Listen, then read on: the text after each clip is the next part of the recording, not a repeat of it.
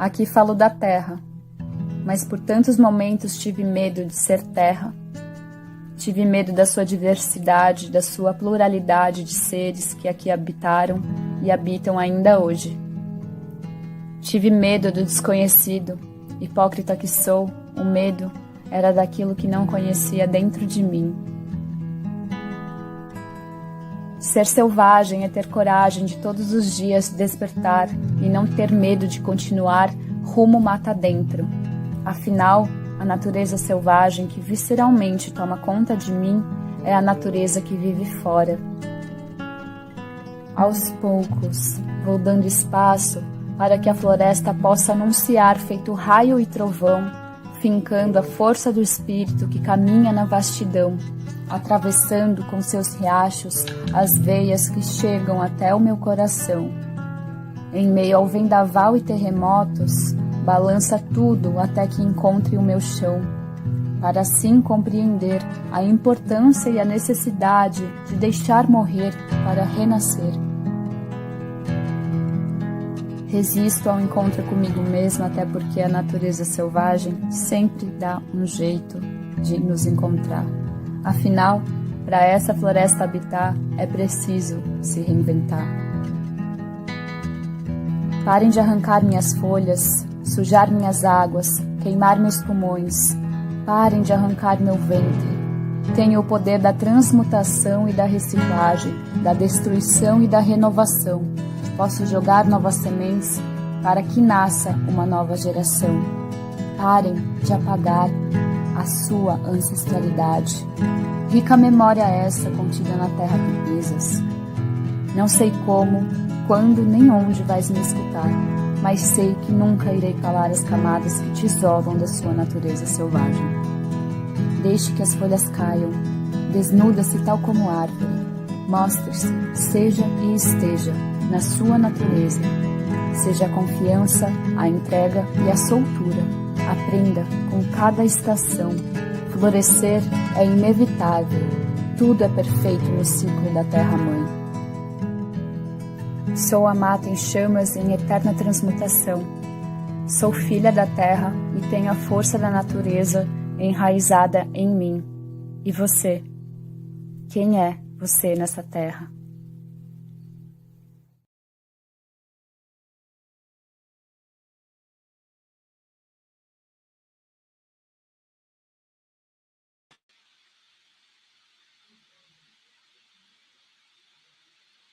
Salve, salve, comunidade! Sou a Dri. Hoje a gente está iniciando a jornada de estudos Saberes Decoloniais.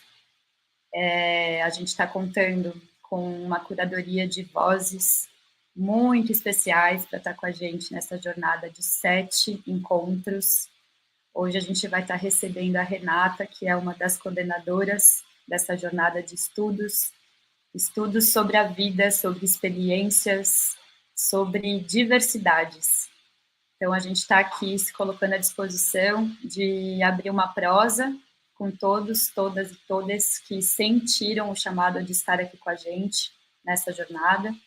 Eu vou convidar a Renata para estar entrando aqui com a gente e espero que seja uma prosa linda e que vocês possam desfrutar desses saberes junto com a gente.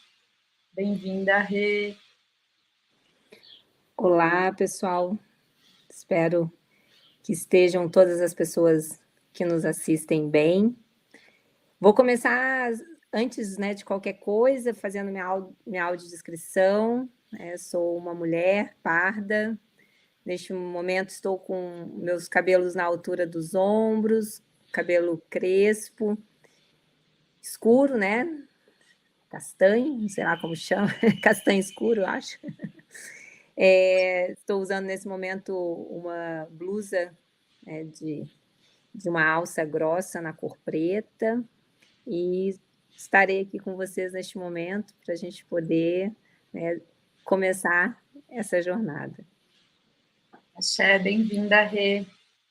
Bom, o pessoal que está aqui assistindo a gente é um pessoal que sentiu no coração, de estar conhecendo um pouquinho mais da sua ancestralidade afro-indigenista E essa jornada tem o intento de trazer vozes que percorrem esse caminho, quer seja na arte, na educação, na cultura, nas inúmeras possibilidades que a gente pode estar, né, se reconectando com essa ancestralidade, principalmente aqui no Brasil, né, quem é brasileiro passa muito, né, por essa confluência de culturas, né, por diversas razões, né, então eu sinto que a jornada Corpo e Ancestralidade, fazendo essa breve introdução, se iniciou num caminho onde eu estava na faculdade de dança, né, como a gente já trocou um pouquinho, Rê, e eu percebi que o meu corpo queria saber mais, queria viver mais daquela experiência, né?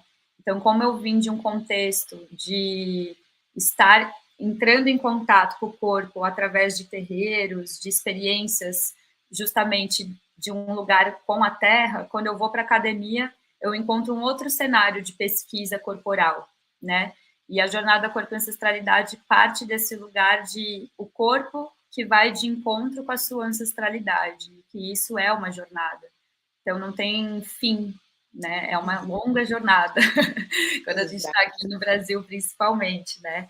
E o presente dessa jornada foi justamente conhecer a Rê e todas essas pessoas que estão participando, né, desse encontro aqui online. São pessoas de vários cantos do Brasil que, de alguma maneira, facilitaram o meu caminho para estar mais próxima da minha ancestralidade, de alguma maneira, né? Então, são vozes que contribuem para esse encontro, e a Renata é uma professora, é uma mulher, assim, que inspira muito, e ela esteve em um evento com a gente ali na região do Sul, em Garopaba, onde a gente conduziu juntas uma mesa de diálogos, falando sobre intolerância religiosa, e dali a gente pegou uma amizade que se abriu possibilidades. Então, a Rê, além de ser uma historiadora, pesquisadora do assunto, também vive essa militância de campo mesmo, né, Rê? Então, eu sinto que essa proposta que a gente trouxe aqui hoje nessa prosa, letramento racial e inclusão da diversidade dentro dos espaços acadêmicos, né? Então, vai ser uma prosa mediante as nossas experiências, e a gente convida vocês para refletir sobre isso com a gente, acima de tudo, e buscar soluções conjuntas, né, para que cada vez mais a gente possa trazer outras ancestralidades, outros saberes para dentro desses espaços, né, Rê? Exato. E assim, né, Dri, você fala, é uma jornada interminável, né? Talvez a gente saiba quando ela começa, mas a gente não tem como prever quando ela termina. E aí, ok, e o que a gente busca nessa jornada, né? O que nos conduz? Aí, claro, eu acho que essa resposta ela é muito pessoal, né? Ela é muito individual, mas eu entendo que existe algo que nos conecta, que é o conhecimento, né? É uma jornada que nos leva ao conhecimento, à busca pelo conhecimento. Mas que conhecimento? Né? Então, pode ser desde de um autoconhecimento, até conhecimento mais para fora, né? Não vou dizer mais amplo, porque eu acho que nós, indivíduos, somos extremamente amplos internamente, né? Então, e não tem como a gente medir isso, mas uma coisa é fato, né? Quando a gente pensa uma perspectiva de autoconhecimento, eu olho para dentro, né? Numa perspectiva de um conhecimento para fora, entender as múltiplas possibilidades de relações que a gente estabelece com este mundo, com as nossas experiências, com as nossas vivências, na nossa passagem aqui nessa encarnação. E isso é conhecimento, né? E aí eu queria chamar a atenção assim, para a ideia de que aí, quando você fala, né, dessa conexão com a nossa ancestralidade, e o que é a ancestralidade se não um mundo vasto de conhecimentos, né? E aí, enquanto professora, enquanto uma pessoa, né, que não só estou na docência, mas também pesquiso, também milito, mas dentro desse universo da docência e da pesquisa, eu preciso problematizar o conceito de conhecimento. Porque nós vivemos neste mundo, né, chamado, entre aspas, de pós-colonial, em que a ideia do conhecimento ela está impregnada de uma concepção de ciência que muitas vezes exclui outros conhecimentos, né? E vê a ciência como uma coisa única e que ela só existe a partir de vivências, assim, de processos, de métodos científicos que vão validar o que é o que não é conhecimento. Uhum. Isso faz com que tantos outros conhecimentos eles fiquem invalidados, eles fiquem fora dessa caixinha, né, que a gente vai chamar de ciência. Então, acho que talvez esse momento a gente precisa começar pensando que conhecimento é esse que a gente está falando. Aí talvez algumas pessoas que estão nos assistindo pensem assim, tá, então vai valer qualquer coisa aqui? Claro que não. É óbvio que existe um método, né? O que eu estou chamando a atenção é para que a gente não ocorra de pensar, de cometer, para mim, um erro de achar que conhecimento é simplesmente aquilo que é atestado numa academia. Perfeito. Porque, infelizmente, a academia ela é fruto, ela é produto de um projeto da colonialidade. Claro. E projeto esse que excluiu, né, uma gama de conhecimentos, ou se não excluiu, minimamente sabotou. Perfeito. Muito obrigada por essa fala necessária. E eu sinto que a gente parte, eu pelo menos assim, quando eu entrei na faculdade de dança, eu entrei muito nessa visão de justamente levar esses conhecimentos para dentro da academia. Mas eu percebi cada vez mais o quanto realmente é tão estrutural que para você conseguir inserir algo ali é muita luta, é muita luta. Exato. E eu estava até falando, eu larguei a faculdade de dança muito nesse sentido de como que eu vou entregar algo que eu não vivi, né? Então, eu trouxe muito isso para a Rê, né? De que a academia parte do princípio teórico e racional, né? Essa é a proposta, né, do colonialismo, que a gente não sinta, né? E a educação viva, que é justamente a proposta aqui dessa comunidade de estudos, o que é a educação viva na prática, né? O que é isso? É justamente a gente viver a experiência e extrair o conhecimento da prática da experiência, né? Então, para a gente poder falar sobre algo, explicar sobre algo, isso primeiramente tem que partir de um lugar onde você viveu aquilo, né? Então, a ciência, muitas das vezes, ela não se vincula muito a esse lugar da experiência, né? É mais um estudo que se observa, não que se vive, né? Exato. Então, eu percebi que a exclusão dos conhecimentos, né?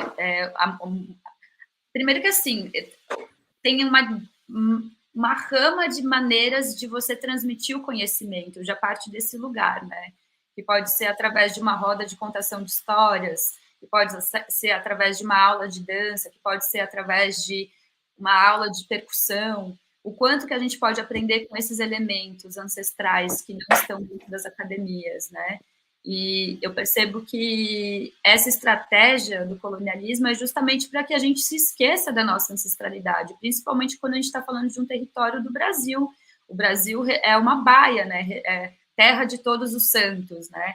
A gente recebeu aqui todo mundo, né? Todo mundo. Então, é uma miscigenação muito maluca mesmo aqui no Brasil, né? Então, a gente tem que sempre retomar a nossa história, a nossa identidade a partir desse lugar do fundamento mesmo, né? O fundamento é justamente viver a experiência, né? Você está ali dentro vivendo aquilo, né? Então, eu percebi no decorrer da jornada contra a ancestralidade, eu fui percebendo isso, né? Outras formas de transmissão de conhecimentos que não acadêmicos. E o quanto isso formou a minha mente, a minha psique, e não só a psique, né? Mas como isso formou também o meu campo emocional, que é algo que não se ensina dentro das academias, dentro das escolas. Educação financeira, educação coletiva, colaborativa, economia solidária, sabe? Então, tudo isso se aprende fora das escolas, fora das academias, da vida, né? Então, aqui é muito sobre a gente trazer justamente outras maneiras de se viver nessa terra que talvez possa servir para você. se você se abrir para resgatar esse lugar de conhecimento que existe dentro de todos nós, né? Porque é um conhecimento ancestral, né? Quando ele começa a pulsar dentro da gente, a gente vai buscar. E a gente busca normalmente nessas jornadas de autoconhecimento, nessas trocas com outras pessoas, né? Então é muita riqueza mesmo. E assim, né, Dri, quando a gente pensa assim, hoje o nosso assunto é letramento racial, né? O nome é letramento racial e inclusão social nos espaços acadêmicos.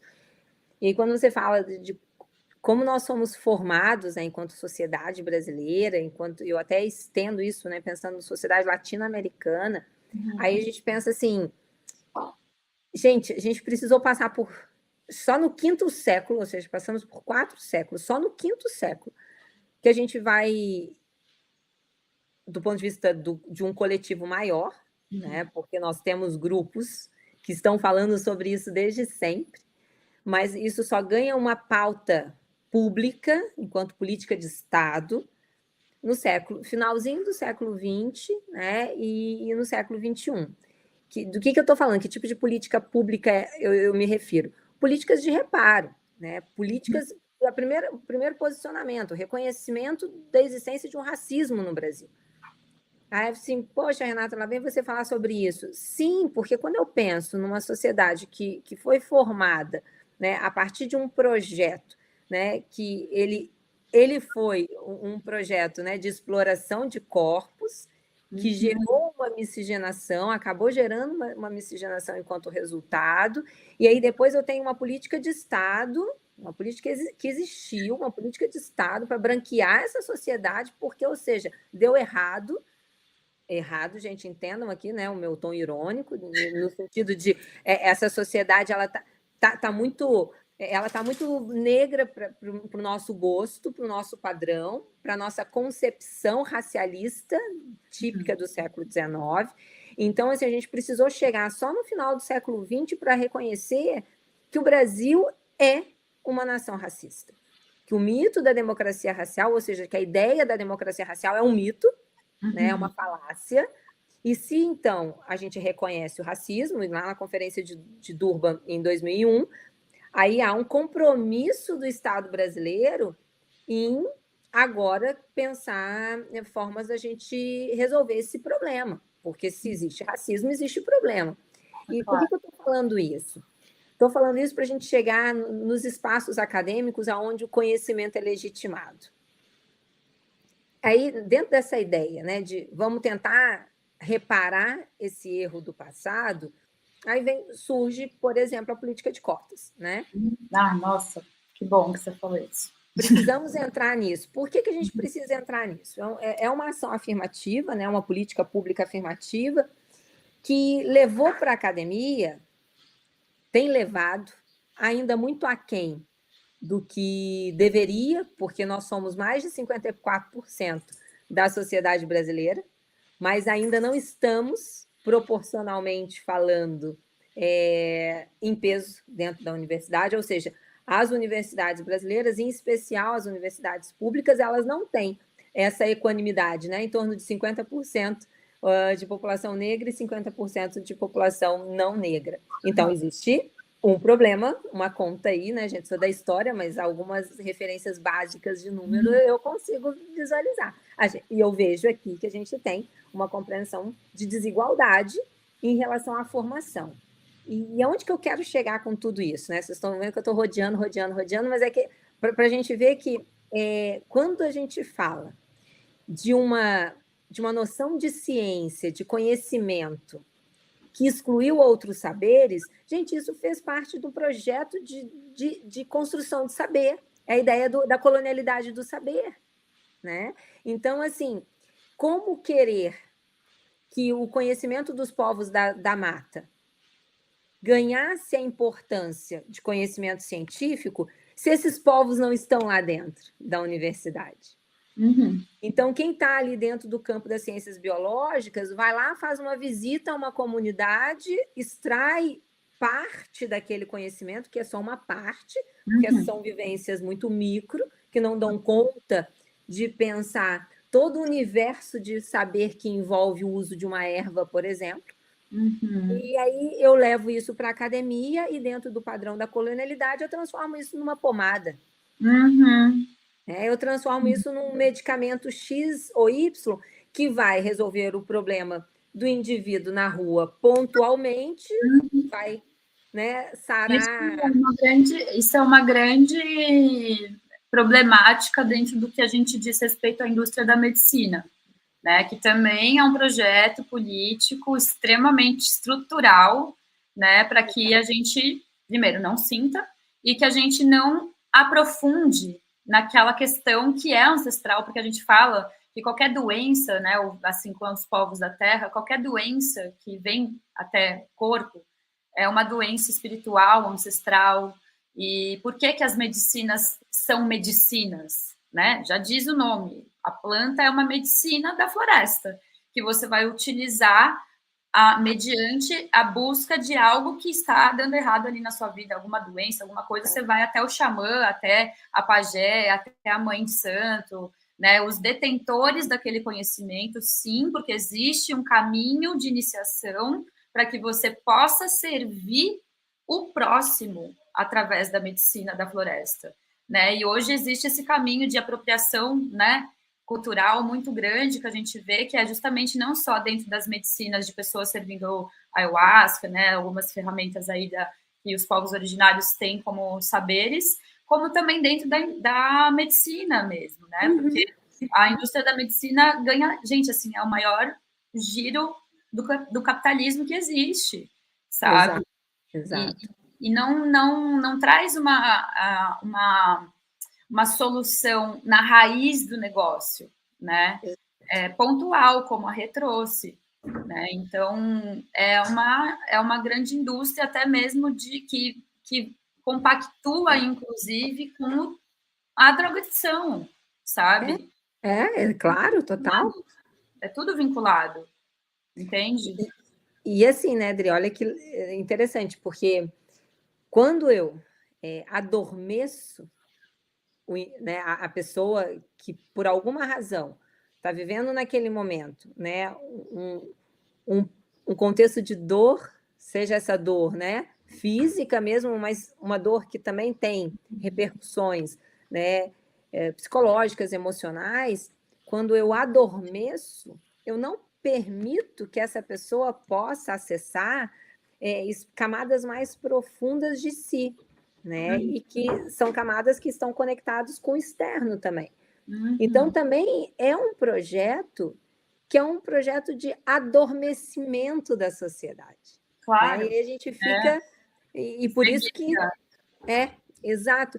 E quando eu trago isso para a gente pensar um pouco aqui, né? Enfim, acabou vindo como exemplo a questão da medicina, da indústria farmacêutica, enfim, mas é só para mostrar como também, quando a gente fala de produção de conhecimento, essa apropriação é só quando convém, aliada a um projeto da colonialidade, e as políticas de cotas, a partir de 2012, têm proporcionado aos espaços universitários, né, os espaços acadêmicos, uma experiência que é a experiência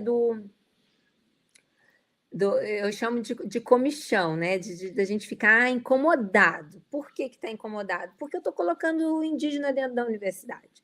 Eu estou colocando gente preta dentro da universidade. Eu estou colocando quilombolas dentro da universidade. Eu estou colocando pessoas de vários segmentos sociais, inclusive do ponto de vista de classe social, né? Porque as cotas elas são primeiro sociais e depois elas têm as suas subcategorias. Então, eu estou colocando pessoas deficientes dentro da universidade.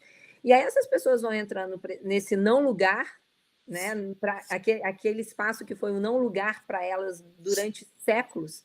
O direito de saber não era dado, então não é só o espaço físico, é o espaço do saber, é o espaço do produzir saber.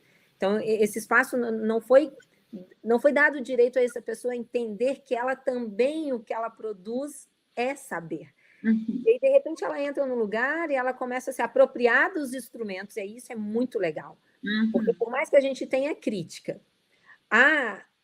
às metodologias acadêmicas de produção de conhecimento, se a gente bate de frente, a gente vai ficar sempre nesse lugar que ninguém vai para um lado nem para o outro. Ou seja, a gente continua não tendo o direito, não sendo legítimo o nosso saber. Então, eu entro na academia, trago na minha bagagem essa gama de conhecimentos muitas vezes invalidados dentro da academia, só que aí eu me aproprio agora dos instrumentos, dos métodos acadêmicos para validar esses conhecimentos. E é isso que tem acontecido. E aí, esse público, né, essas pessoas indígenas, negras, quilombolas, deficientes que estão entrando na academia, estão olhando, por exemplo, para o currículo da professora que diz que dá aula sobre, sei lá, diversidade, lá vai das quantas, mas não tem um autor, uma autora negro, negra, não tem um autor, uma autora indígena, não tem um autor, uma autora trans. E aí você pensa assim, e agora? E agora esse professor, essa professora começa a ser tensionado. Sim. E aí os coletivos dos estudantes começam a pressionar, porque aí essa galera entra num espaço, gente, é um espaço, assim, insalubre. Muitos, inclusive, não ficam. A tua história mostra isso, né? Talvez você não tivesse abandonado o curso para vivenciar o que você acredita, poderia ter feito concomitantemente se o espaço acadêmico ele te acolhesse, validasse o teu movimento. Sim. Mas como isso não acontece, você optou por, então, primeiro eu vou me fortalecer na vivência para depois voltar para esse espaço, trazendo essa vivência, esses saberes, e aqui eu garanti o meu lugar.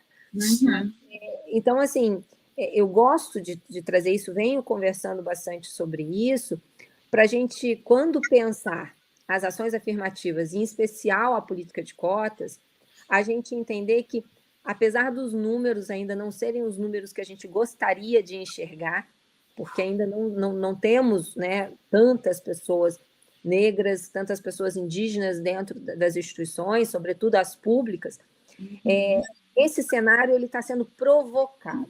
Né? Então, a gente não está destruindo pilares, mas a gente está criando fissuras nesses pilares. Perfeito. E isso tem, né, conduzido cada vez mais a movimentos, inclusive movimentos como esse.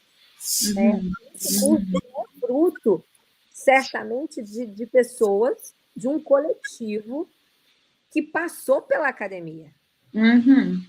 Conseguiu olhar criticamente para essa academia, se apropria dos seus próprios métodos, até para poder hoje, né, fazer alguns movimentos e ter, é o que eu brinco, né, ter o carteiraço. Às vezes eu tenho que fazer isso.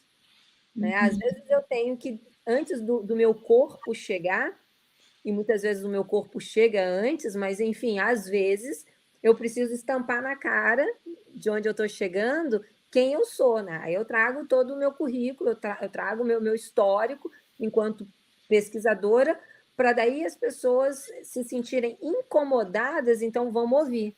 Não quer me ouvir. Mas por conta de uma regra social, me ouve, porque como que eu não vou ouvir a pós-doutora? Né? Como que eu vou contestar o que a pós-doutora está falando? Então, assim, esse movimento, ele é interessante, ele é importante. Eu falo, assim, hoje, eu usar o meu título, eu só uso quando eu preciso, né, dizer, olha, eu tenho propriedade para estar falando isso e você não tem, né? Porque o fato de estar na academia por si só não dá competência para as pessoas. Mas, enfim, agora eu sei que eu falei demais, mas é que eu acho que isso é muito importante para a gente entender que estamos vivendo uma era e talvez por isso seja muitas vezes difícil a gente passar por essa etapa da jornada. Aí volta a ideia, né, do conceito de jornada, e aqui eu estou falando quase que abrindo o coração, porque em vários momentos eu penso assim, cara, não dá mais. É difícil. Por quê? Porque essas políticas reparadoras nos colocaram, nos deram a oportunidade de estarmos em alguns lugares que às vezes a gente fica pensando se é realmente ali que a gente quer estar. Sim, né? Porque é difícil, porque a guerra está posta, a gente está na trincheira.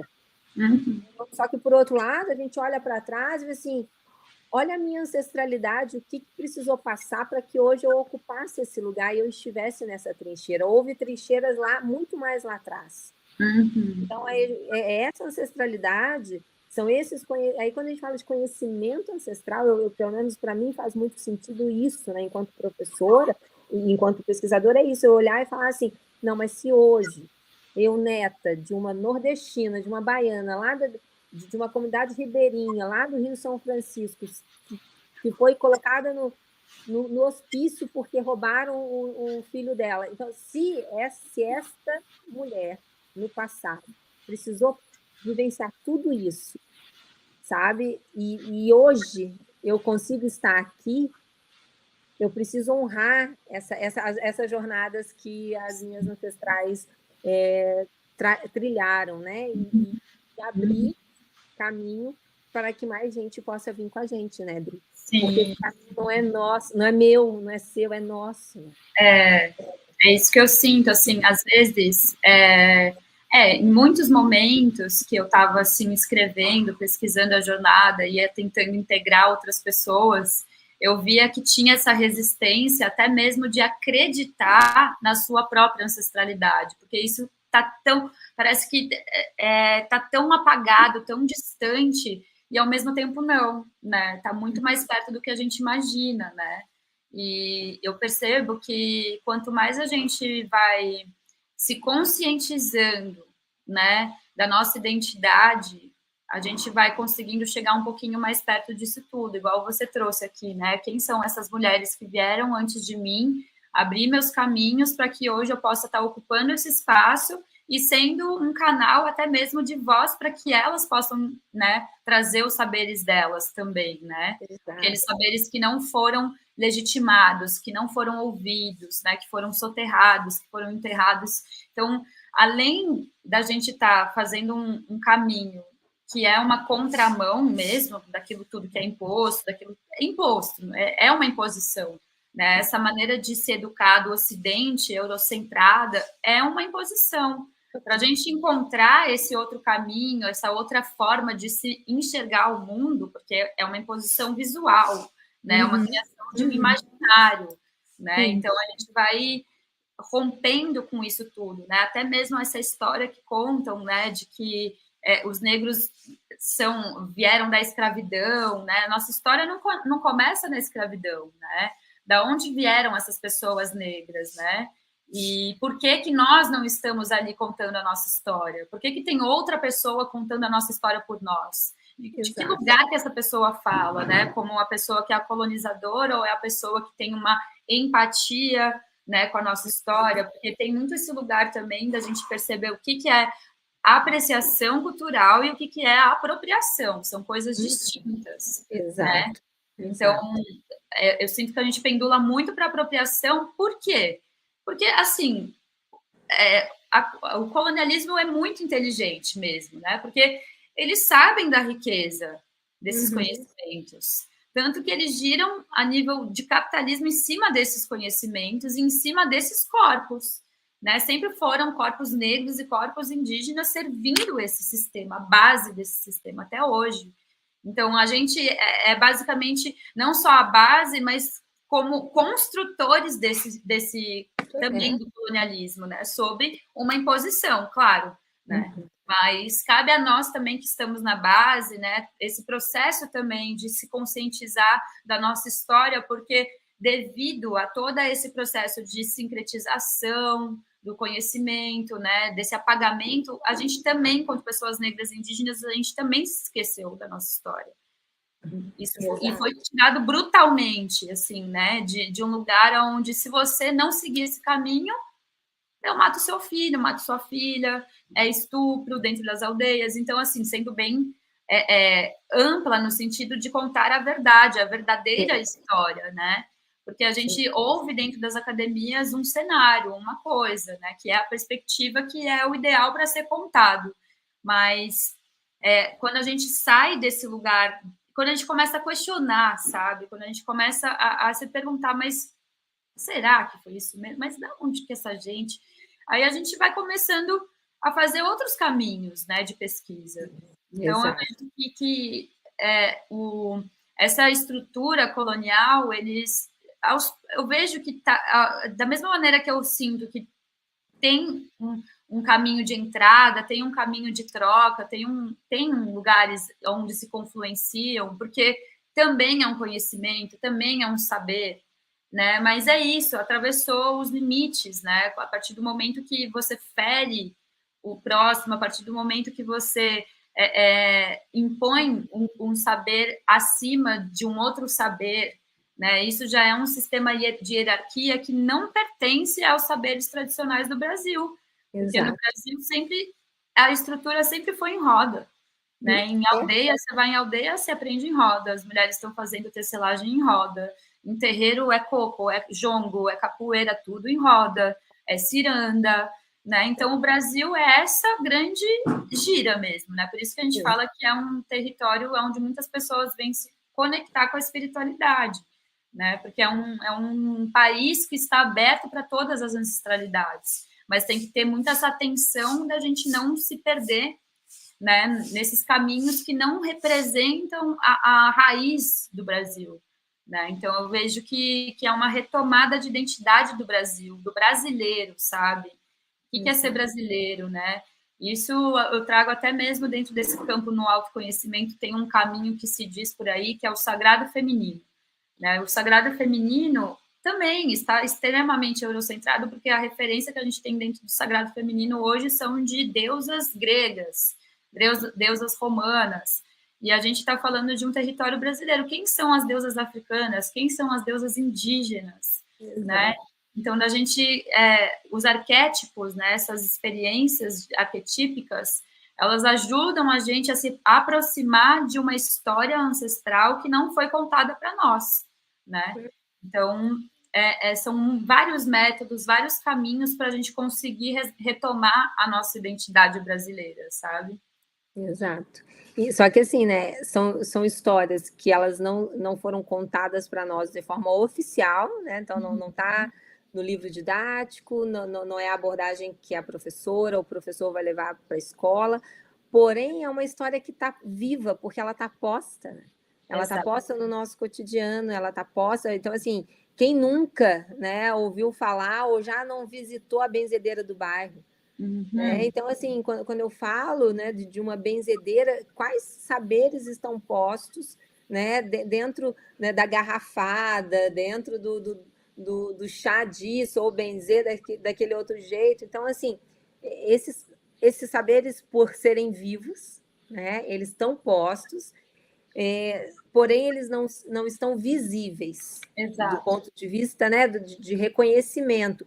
E aí a importância de movimentos como esse, da gente não é resgatar, porque a gente resgata aquilo que se perdeu. Né? Então, eu nem uso esse termo, não gosto desse termo na história, a gente tem uma briga em relação ao resgate histórico. Gente, a gente não resgata nada, porque nada disso se perdeu, isso sempre esteve, né? Tá posto.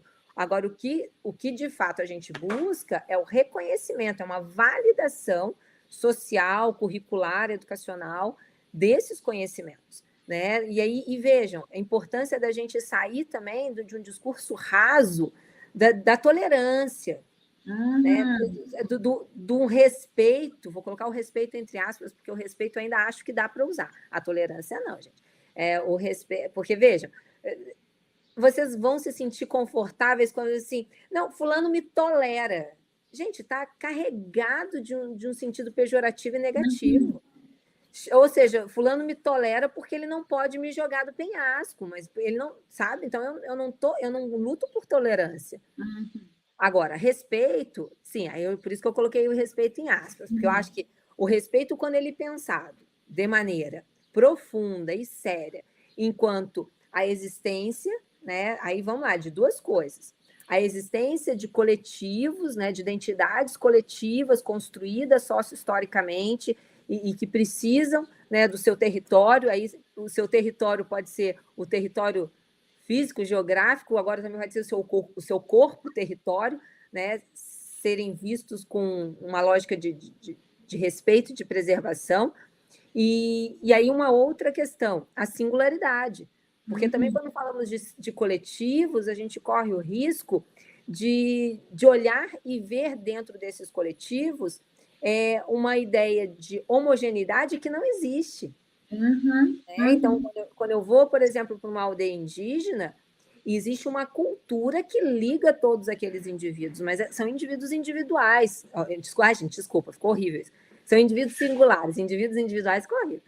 São indivíduos singulares, cada um carregando um mar de conhecimento interno, que se articula com esses conhecimentos da comunidade e se manifesta de maneira coletiva e singular. Então, o que hoje, né, o que faz parte da minha atuação é a gente reconhecer essas identidades coletivas que têm, inclusive, uma trajetória de luta política, né, de reconhecimento desses grupos e respeito em relação ao que eles significam para uma sociedade, para uma comunidade, para um bairro, um país, uma nação, enfim, um continente. E existe também a ideia do respeito ao indivíduo na sua manifestação singular de saber. Né? E senão daqui a pouco a gente está falando, e eu sou muito chata, muito cri-cri, gente, porque daqui a pouco a galera está falando assim, não, a gente tem que fazer um trabalho na escola para ensinar tolerância, para ensinar... Não, gente, não é isso que a gente tem que fazer na escola. Né? Na escola nem em lugar nenhum. A gente tem que realmente pensar um padrão de educação formal e não formal, onde a gente entenda que a existência do outro, ela é uma continuidade da minha existência. Que eu, enquanto indivíduo, na minha singularidade, eu me conecto com... filosofia Ubuntu na veia. Né? Eu me conecto com esse outro, e esse outro é um universo. Não é só pessoas, inclusive, né? Esse outro, ele significa o meio ambiente também, ele significa toda e qualquer manifestação de vida que está posta, né, para nós. Então, assim, já viajei, né? Mas é que é isso, assim... porque senão a gente fica muito nesses discursos muito senso comum, que no final das contas não querem dizer nada. Exato. Então, a gente precisa começar a problematizar essas frases prontas de para-choque de caminhão, porque senão a gente simplesmente está reproduzindo essas frases sem refletir sobre o que elas significam. Né? Então, o lance da tolerância é que eu mais tenho birra, assim, sabe?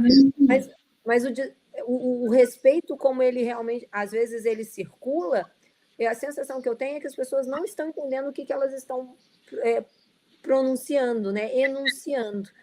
Perfeito. Então, quando eu falo de diversidade, calma, sabe? Eu entendo o que é diversidade. Quando a Adri fala sobre diversidade, eu sei de onde ela fala. E eu sei que ela entende o que ela está falando. Agora, tem gente que fala de diversidade, mas entende como diversidade só alguns marcadores sociais. Outros não. Esses aí a gente não põe no balaio. Né? Então, por isso que eu venho dizendo, vamos dar nomes. Vamos falar quem são esses grupos à margem da sociedade, porque eles precisam ser vistos pelas suas próprias bandeiras também, não de forma fragmentada, mas de forma identificada. Perfeito. Né? Perfeito. Eu falo muito, gente, desculpa. Fala mesmo, porque é sobre isso, é prosa. E, gente, tudo que a gente está trazendo aqui é bem nesse lugar de ir jogando sementes de reflexão e, acima de tudo, a gente fazer esse caminho de autorreflexão, né? De justamente tudo isso que a Rê trouxe aqui agora. Por exemplo, o que a gente está reproduzindo através da nossa oralidade? A oralidade é uma ferramenta extremamente importante para a nossa ancestralidade, dentro de terreiro de axé, dentro de campo de medicina. O que a gente pronuncia, a palavra tem poder, literal. E, literal, tudo que a gente fala, a gente cria. Então, a gente tem esse conhecimento, por exemplo, que a gente não aprende dentro das academias, que a gente não aprende dentro de vários lugares que estão na superfície. Né? Então, quando a gente, por exemplo, né, eu já fiz muitos movimentos com os povos originários de levar grupos até as aldeias para conhecer a cultura indígena. Como que começou essa história? Eu estava na faculdade e eu comecei a fazer esses encontros com mulheres através do corpo, da dança, né, da corporeidade negra, essa pesquisa, né, da nossa ancestralidade através de ritmos. E isso foi se desenvolvendo até que chegou num ponto quando eu me vi, eu estava lá dentro da aldeia estudando corpos e danças tradicionais dos povos indígenas, mas que ali a dança não era só sobre aquilo, né? Então a gente acaba vendo todo esse leque de apagamento daquela comunidade, daquela etnia e todos os precalços que a gente tem que ter para justamente subir, levantar aquela comunidade que está passando por travessias extremamente delicadas no sentido de saúde indígena, saúde da mulher, enfim, são vários pontos que a gente vai ter, inclusive, uma aula com as mulheres indígenas aqui, para elas poderem falar sobre isso, né? E o que eu percebo, né? Eu percebi que esse caminho, né, da gente experimentar outras maneiras de se aprender, faz com que a gente justamente tenha, inclusive, mais coragem para representar a nossa identidade, porque é isso que eu sentia na faculdade. Eu falava, eu estou aqui, mas eu preciso viver isso, né? E quando eu voltar, eu não vou voltar sozinha, eu vou voltar com essa galera toda, né? Então, a gente reconhecer a expansão e a amplitude da nossa ancestralidade sendo brasileiros, né? Então, eu estava até comentando com a Rê, eu falei, gente, dentro das escolas a gente não aprende uma língua indígena. São mais de 300 etnias. A gente fala essa língua portuguesa, né? Então, a gente tem que parar um pouquinho, assim, né? E entender também que, tipo, esse caminho de contra-colonialidade, né? Que até o Beto gosta muito de trazer, a contra-colonialidade é o quê? Né? É justamente a gente... Não é a gente entrar numa guerra com a colonização. Até porque isso até mesmo faz parte do processo de quem começa a caminhar nesse caminho de militância e ativismo. A gente vai ter várias fases até a gente entender como exatamente manusear essa bandeira mesmo, né? Porque é uma bandeira a gente falar, não, existem outras maneiras de se aprender, não, existem outras maneiras da gente transmitir conhecimento, né? Então, o que eu percebo é que a gente vem caminhando, vem avançando, mas chega às vezes num ponto do ativismo que a gente cansa, né? Que a gente cansa de ter que ficar falando o óbvio. O óbvio, isso é o óbvio. Tipo assim, racismo é tão somente uma terminologia de estudo que faz a gente localizar que existe o racismo e que a partir dessa conscientização a gente tem que se vigiar para não reproduzir isso. Não é um combate, né? A gente teve que trazer uma sensação histórica de mais de 500 anos de escravidão para mostrar para o ser humano que isso existe, entende? E ainda a gente ainda assim ouve que é mimimi, ouve que não é, que... Não, eu quero até ouvir um pouquinho de você, Rê, o que você acha sobre quando falam racismo reverso? Isso chega para mim... às vezes eu abro... Eu tenho, assim, uma interação com a comunidade, e às vezes eu abro uma caixinha no Instagram para as pessoas mandarem dúvidas. Às vezes eu nem abro muito, porque às vezes eu passo um processo com as perguntas. Mas isso chega bastante até mim. O que você acha sobre racismo reverso, Adri? Então, olha, Adri, até vou te dizer, te admiro por ainda abrir a caixinha, tá? Porque eu confesso que, assim, eu tô ali no Instagram, tal, mas eu posto as coisas, mas, assim, tenho evitado, porque eu comecei a perceber que isso começou a me fazer mal. Né? Começou a me fazer mal. E é isso, porque aí você está militando e dando aula 24 horas por dia, 7 dias na semana, e muitas vezes no 0800, né? E aí, porque as pessoas, assim, é muito mais fácil te perguntar ou te questionar do que buscar aprender. Exato, né? Exato. Que é diferente de uma troca de ideias, né? E aí, importante, quem nos ouve, assim, entender que eu, Renata, por exemplo, eu não tenho nenhum problema com contraditório. Nenhum problema. Desde que esse contraditório ele se sustente no embate de ideias. Quando eu falo de racismo reverso, gente, isso não é embate interpretativo, argumentativo. Isso é mau caratismo, entende? Porque eu achar que uma comunidade branca passou por um processo histórico das mesmas proporções que as sociedades africanas passaram, que culminaram num projeto de extermínio, de genocídio, e genocídio de todos os tipos, né? Porque a gente, tanto que aí tem agora os termos específicos, né? Epistemicídio e tal, mas o fato é, o genocídio da população que veio de África e também da população originária da América é um projeto que não só matou corpos, tirou vidas, mas tirou tantas outras coisas. O direito de existência nas suas mais profundas complexidades. Então, assim, o direito de acessar, por exemplo, vou dar um exemplo básico, tá? Você, quando você vai no médico, quando você está chegando a uma determinada idade, a gente tem que, às vezes, né, fazer alguns exames de rotina e tal. E aí o médico aparece lá alguma coisa no teu exame que é um pouco, né, requer atenção. O que um médico especialista faz? Ele faz primeiro um exame, na verdade, uma análise clínica. Esse é o protocolo. Antes de ir para outros tipos de análise, primeiro uma análise clínica ali, né? Ele vai te perguntando. E aí ele pergunta o histórico da tua família. E aí, quando ele pergunta assim, alguém na família já teve câncer de mama? Alguém na família já teve diabetes? Gente, o direito de acessar a ancestralidade, e aí eu estou falando da ancestralidade do ponto de vista da árvore genealógica, não só da ancestralidade espiritual. Ele é um privilégio.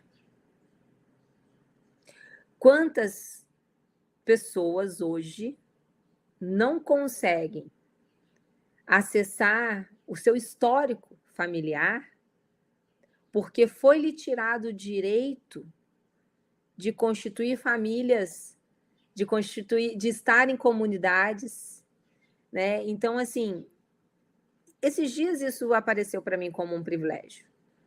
Eu estou assim, eu nunca tinha pensado nisso como um privilégio. E aí, para a galera que é daqui do Sul, né? Eu moro na região sul do país, eu não sou sulista, eu sou mineira, mas criada no Rio de Janeiro, porém eu estou no Sul, né, desde 2002, então já faz bastante tempo, né, tem mais de 20 anos que eu transito entre Rio Grande do Sul e Santa Catarina.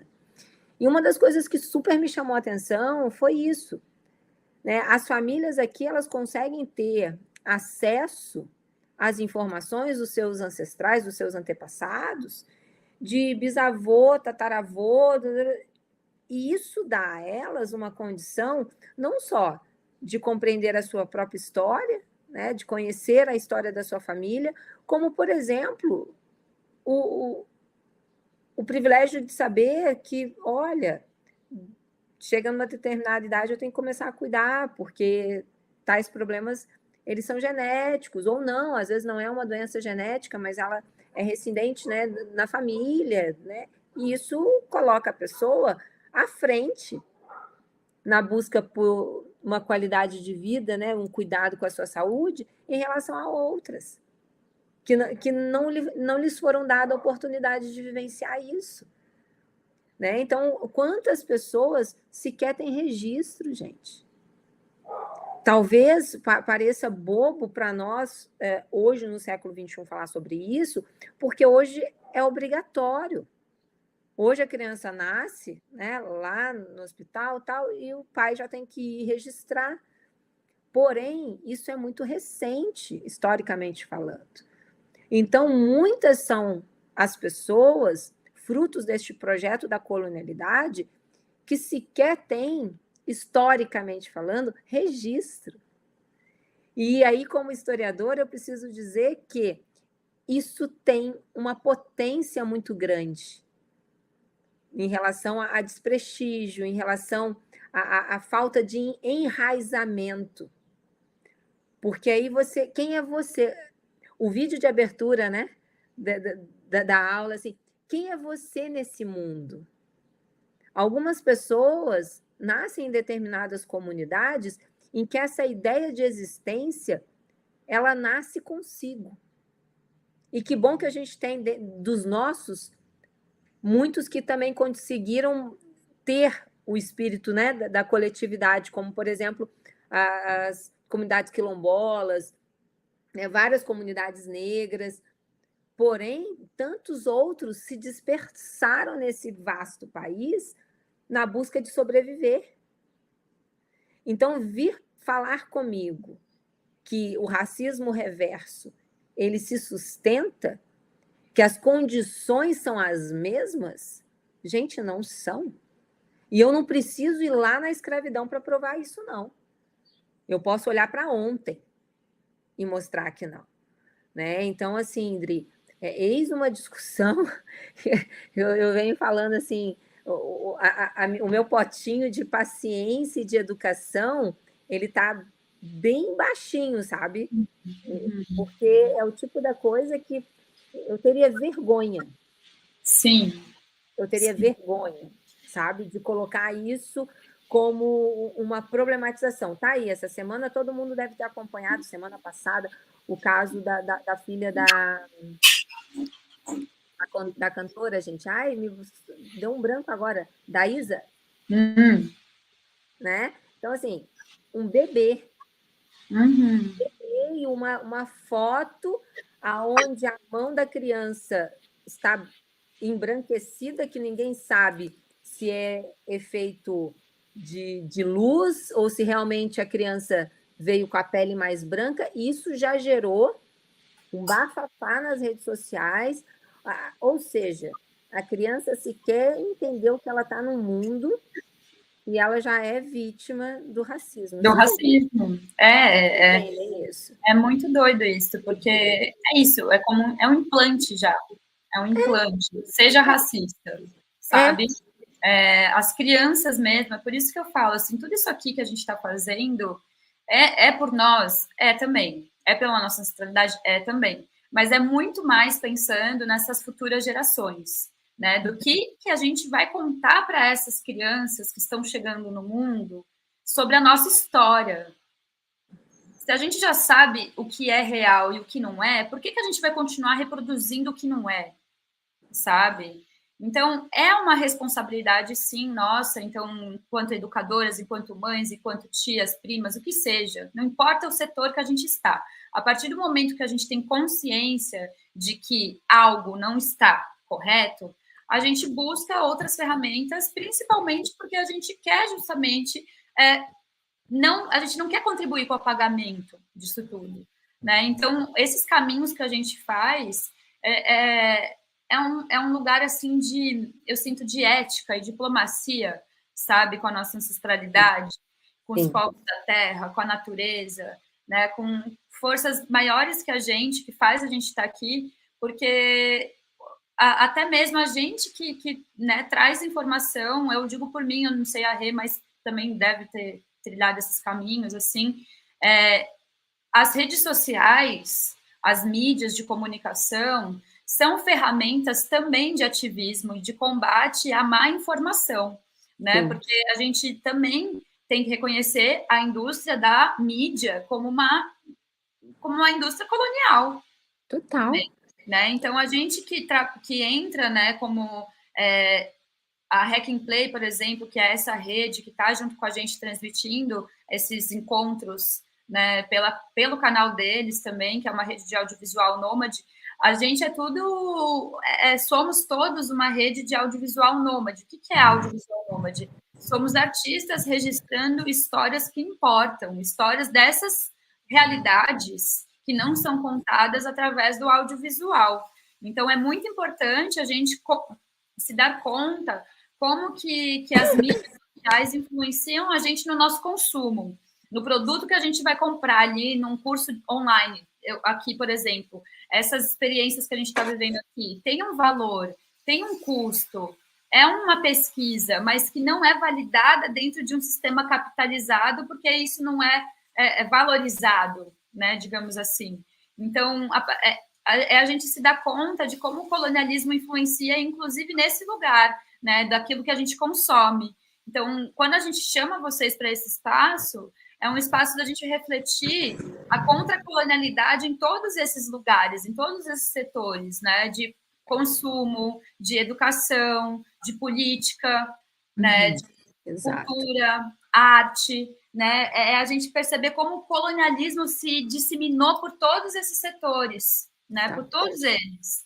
Né? Então, quando a gente se propõe a fazer uma jornada online, gravando aulas com pessoas diversas, né, que é difícil a gente conseguir esse contato de rede com essa galera, existe uma resistência de muitas pessoas, sim, de aparecer em mídias, em rede pública, porque a gente sofre ataque, sim, não é interessante para esse sistema a gente estar trazendo esse tipo de informação e conscientização. Eu mesma já tive que mudar de vários lugares justamente por isso. Então, é a gente se dar conta que a gente faz isso para as futuras gerações, né? Para que a gente não caia nessa narrativa colonial, para que a gente não autorize o apagamento, né? E existem várias maneiras da gente fazer isso. Tem como a gente fazer aqui um encontro online e as pessoas que estão aqui com a gente serem também pontes para que esses conteúdos cheguem. Então, aqui, essa comunidade de estudos online, o nosso intento é que essas vozes que chegarem aqui possam ocupar vários setores. Então, é a expansão dos saberes decoloniais. Aqui, essa galera toda que vai chegar com a gente é uma galera que está disponível para estar levando palestras, está levando workshops, oficinas, experiências, saberes que carregam por vivência, né? Levar essas vozes para vários setores, levar isso para dentro das academias, dentro de centros culturais, dentro de escolas, que a gente possa realmente perceber a importância dessas vozes dentro desses espaços, né? Para a gente começar a expandir um pouquinho mais, né? Poder realmente se aproximar um pouquinho mais daquilo que é nosso também, sabe? Então, eu percebo que essa jornada aqui de estudos que a gente está se disponibilizando aqui, nós, né, eu, Rei, tantas outras vozes, vocês que estão aqui com a gente, é muito importante esse encontro, porque a gente está se colocando à disposição de conhecer histórias, conhecer a nossa ancestralidade de um lugar muito mais profundo, de um lugar onde a gente pode, inclusive, né, ter acesso. Isso aqui é acessibilidade. A gente está facilitando para que vocês possam ter acesso a esses conhecimentos que não chegam até as academias, e a gente percebe que as mídias, né, que a tecnologia a favor da nossa ancestralidade tem como a gente mudar um curso de um rio ali que está adoecendo a nossa humanidade, né, através da informação.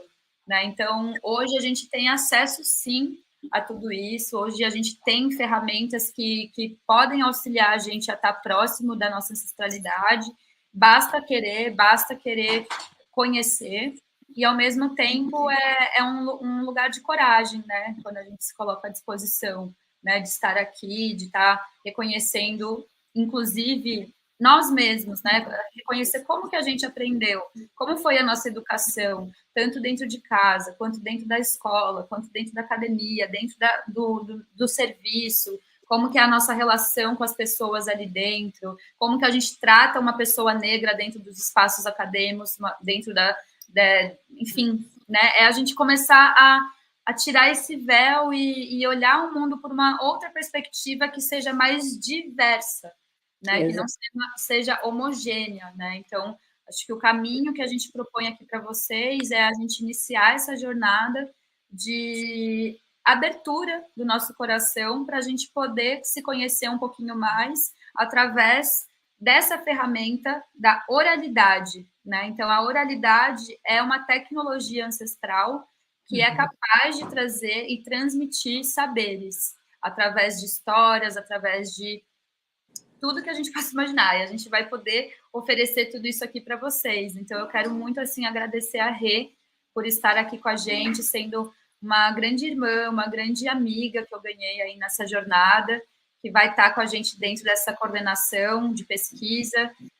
Agradecer ao Humberto Baltar também, que é o orientador dessa pesquisa, mãe Cirlei, coordenadora também, que a gente possa fazer uma linda jornada juntos, juntas e juntas, que esses conhecimentos e saberes possam plantar uma sementinha no coração de vocês, para que a gente possa cada vez mais se aproximar daquilo que é a saúde, daquilo que é realmente saúde mental, espiritual, física, né? Da gente poder fazer essa integração da ciência com a espiritualidade, né, da saúde tradicional com a saúde do Ocidente, né, que a gente possa começar essas fusões, né, através desses diálogos.